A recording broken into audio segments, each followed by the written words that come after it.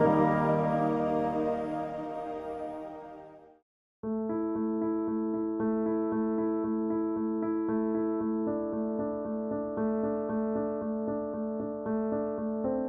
talking about the 4 natural temperaments, and this is our 3rd session.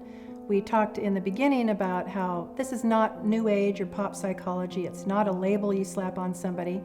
And we talked about the 4 temperaments, the sanguine, the choleric, who are the natural extroverts, the melancholy and the phlegmatic, the natural introverts. Today, we're going to talk about natural blends. Each one of us is only 2 of these 4 temperaments because the other one is an opposite.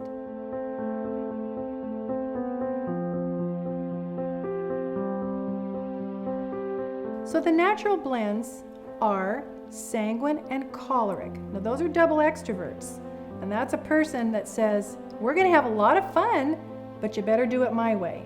Or I'll be in charge, and don't worry, we're going to have a good time. So that's a natural blend that's a double extrovert, and they have a high level of energy. Sometimes they're hard to be around because of that. But with grace and maturity and wisdom, the natural temperament can be drawn back into a beautiful balance and not functioning out in its extreme. So the next natural combination is the choleric, which is a natural extrovert, and melancholy, which is a natural introvert. And some of you may already know that you can be a little bit of an extrovert and a little bit of an introvert at the same time. The choleric melancholy blend says, I'll be in charge and it better be perfect. Sometimes that's hard to be around because it's very intense.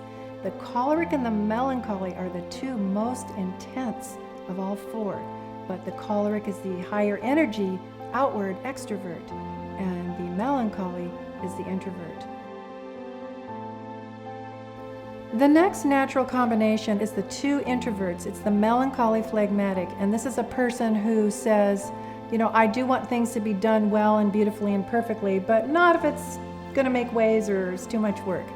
They're easygoing, they're good to be around, they're kind, they're gentle, they're very loving, they're very supportive, and they care deeply about the details of life. The next natural combination is, again, part introvert and part extrovert. It's the phlegmatic sanguine. And this is a person who just wants to get along with everybody, but they want to have fun and they bring fun to the party.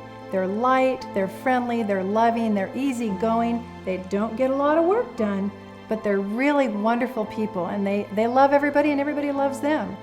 Those are the natural blends that we can be born with. Again, this is our gift from God. Who do we marry? Do we marry opposites? Sometimes, yes, but not always. Opposites do attract, but sometimes, and I see this a lot with introverts, if they've had a very domineering parent or a domineering ex-spouse or have had a lot of stress and strife in their life, they will seek out and marry another introvert, and their life will be very calm and peaceful, and it works. And the person who has more of the deep, passionate, melancholy nature in those introverts will sometimes rise to function as the take-charge choleric. Next, we're going to talk about masking, when you put on outward behavior that isn't your natural temperament, and if that's good or not so good.